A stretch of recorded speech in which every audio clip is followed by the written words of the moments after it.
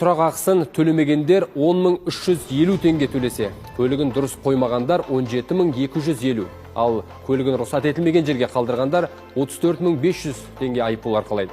Одан бөлек жылдамдықты арттырғандардың да қалтасына салмақ түспек.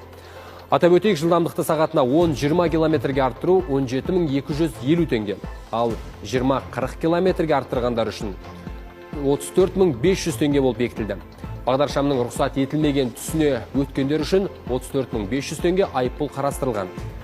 Ал жаяу жүргіншіні рұқсат етілген жерден өткізбеу 34.500 теңге, жедел жәрдем көлігіне жол бермеу 24.150 теңге.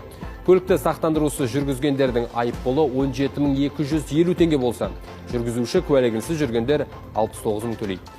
Сондай-ақ полицейдің тоқтау туралы талаптарын ескермегендерге 138.000 теңге айыппұл салынады. Қауіпсіздік белдігін тақпағандармен көлік жүргізіп келе жатып, телефонмен сөйлескендердің жазасы 17.250 теңге. Егер жүргізуші жол көлік оқиғасы орнынан кетіп қалса, 172.500 теңге төлейді.